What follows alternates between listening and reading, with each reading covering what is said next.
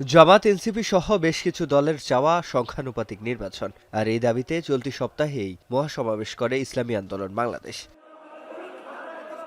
BNP চেয়ারপারসনের উপদেষ্টা জয়নুল আবদীন ফারুক এই সমাবেশকে বিএনপির বিরুদ্ধে নতুন ষড়যন্ত্র হিসেবে দেখছেন। প্রেসক্লাবে এক আলোচনা সভায় তিনি বলেন, পিআর পদ্ধতিতে নির্বাচন চাওয়া একটি ষড়যন্ত্রের অংশ। যখনই লন্ডন প্রত্যাশা পূরণের অপেক্ষায় তখনই সোহরাওয়ার্দী উদ্যানে এই মিটিং করে, সভা করে, আরো 2-4 জন রাজনৈতিক নেতাকে নিয়ে পিআর, সংখ্যানুপাত, নতুন পদ্ধতি, সংস্কার ছাড়া নির্বাচন হবে না। আজকে আবার দেখি এই ষড়যন্ত্রগুলো আবার কেন শুরু হয়েছে। অন্যদিকে দলের স্থায়ী কমিটির সদস্য নজরুল ইসলাম খান বলেন, জাতীয় ঐক্যকে বাধাগ্রস্ত করতেই বিএনপির বিরুদ্ধে অপপ্রচার চালানো হচ্ছে। বুধবার সকালে জিয়াউর রহমানের সমাধিতে শ্রদ্ধা নিবেদন শেষে কথা বলেন তিনি।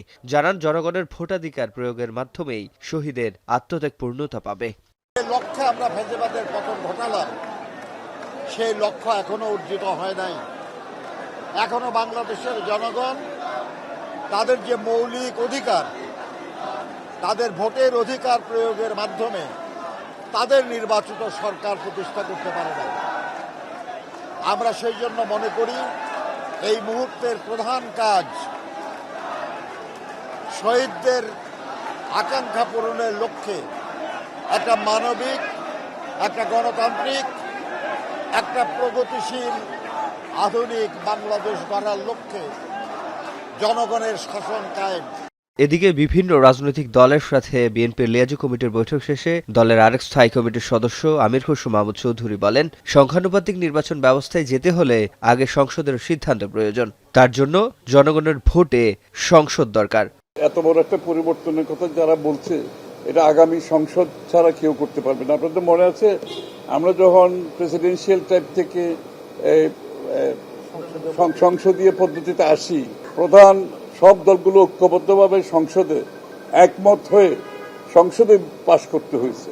এদিকে দলের সর্বোচ্চ নেতা বিএনপির ভারপ্রাপ্ত চেয়ারম্যান তারেক রহমান বলেন, গণতন্ত্রের ভিত্তি শক্ত করতে সংস্কারে ছাড় দিচ্ছে বিএনপি। বিএনপি গণতন্ত্রে বিশ্বাস করে, উল্লেখ করে নির্বাচনের বিরুদ্ধে কেউ যেন ষড়যন্ত্র করতে না পারে নেতাকর্মীদের সেদিকে সজাগ রাখার আহ্বান জানান তিনি। বিএনপি অনেক বিষয়ে অনেক ছাড় দিয়েছে। আমরা দৃঢ়ভাবে বিশ্বাস করি বাংলাদেশের অধিকাংশ মানুষ, অধিকাংশ জনগণ, ওই যে 12,50,00,000 যে কাউন্সিলরের কথা বলেছি, সেই কাউন্সিলরদের অধিকাংশ কাউন্সিলর আমাদের পক্ষে ইনশাল্লাহ থাকবেন, আমাদের পক্ষে ইনশাল্লাহ তারা রায় দিবেন। আমরা মেনে নিয়েছি কিছু কিছু জিনিসের সাথে আমরা একমত নয়, তারপরেও আমরা গণতন্ত্রের ভিত্তি যাতে রচিত হয়, গণতন্ত্রের ভিত্তি যাতে শক্তিশালী হয়, দেশ যাতে গণতন্ত্রের দিকে এগিয়ে যেতে পারে, দেশের মানুষ যাতে তাদের গণতান্ত্রিক অধিকার চর্চা আবার শুরু করতে পারে, তার জন্য আমরা ছাড় দিয়েছি। দল ক্ষতিগ্রস্ত হয় এমন কাজ না করতে দলের নেতাকর্মীদের প্রতি আহ্বান জানান বিএনপির ভারপ্রাপ্ত চেয়ারম্যান। সিফাত শাহরিয়ার, এখন, ঢাকা।